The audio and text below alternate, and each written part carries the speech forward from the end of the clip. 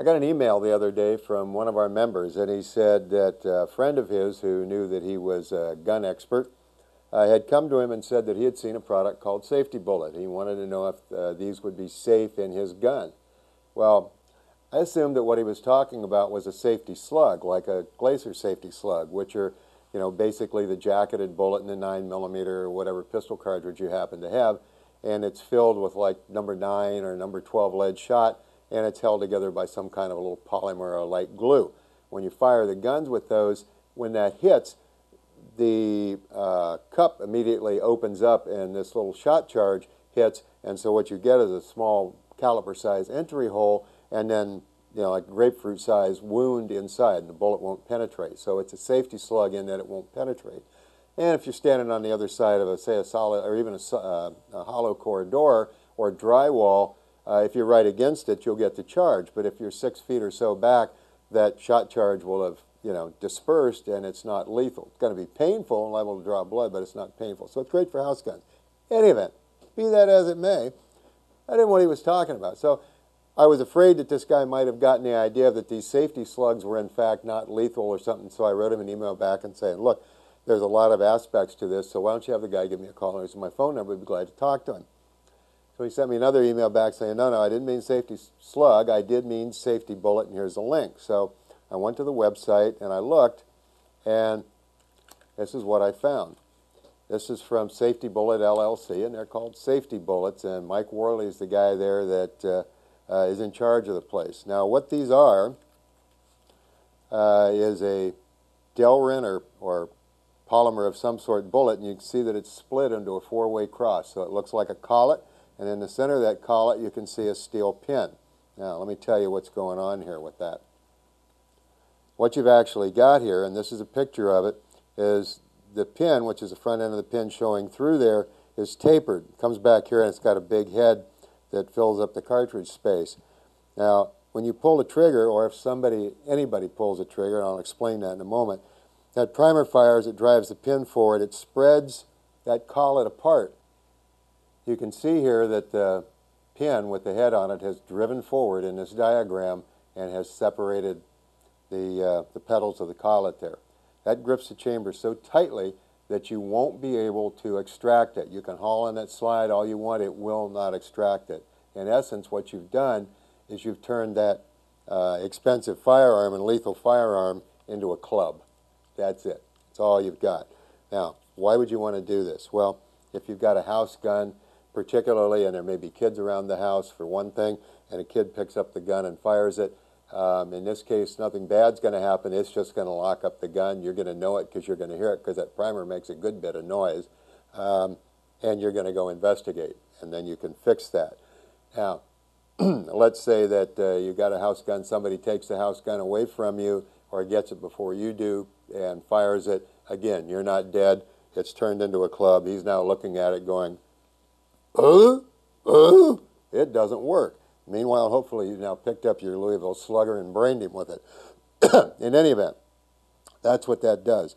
Now, I'm sure a lot of questions come to mind. Okay, now you've ruined your gun forever. Well, no, not actually.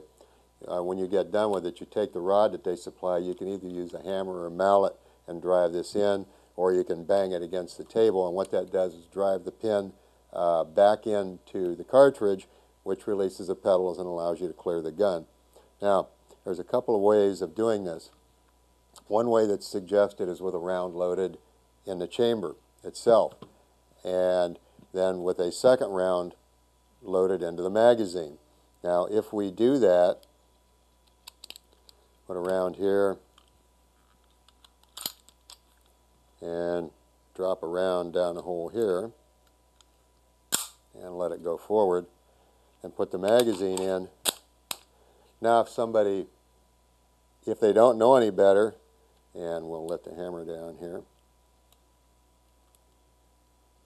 the hammer drop, they don't know any better, they pull the trigger and it shoots, bang, okay, fine. Or if they do what most people would do if they're knowledgeable about a semi-auto and go ahead and clear it, they're probably not going to look at what came out anyway, and they certainly aren't going to look about what went in the chamber. And what's going to happen? The round went into the chamber. Now they think they're ready to rock and roll. They pull the trigger, And what's happened? Oh, goodness, that was it. That's all the noise it made. And I cannot open that gun in any way, shape, or form. Now, let's take the rod here. Let's see if we can do it this way. Yep, that did it. Okay? And that pulled it out of the gun. Now, I had dummies in here, so the idea, of course, is that if you do this, you would load one in the chamber, fill up your magazine, put the last round in the chamber as your safety bullet. Now, if you need to use this gun, I wouldn't bother with the round in the chamber, but you've got here, you just go ahead, you eject it, and bang, you're ready to go. Okay? So that's how that works. It works the same in with revolvers, except that obviously you need to remember on a Smith & Wesson, it's going to rotate this way. Okay? Smith rotate counterclockwise, so you need to put it in here. Let's say you were addicted to old-time guns and you had a Colt, then you would put it in over here because when you pull the hammer back or pull the trigger, it's going to rotate clockwise and go under there. But since we like modern guns here and Smith & Wessons, we go ahead and boom, pull the trigger, that's it. Now, the fact that it's gripped the chamber is not material, but what's happened is that pin is sticking out and it has locked this gun up because you can't open it up. Cylinder won't rotate, the gun's no good. Had this been your carry gun or your house gun, you would have had 5 additional cartridges in there. Let me push this down out of the way. And there we come, we're out of there. But you would have loaded this cartridge and 5 live ones, and then by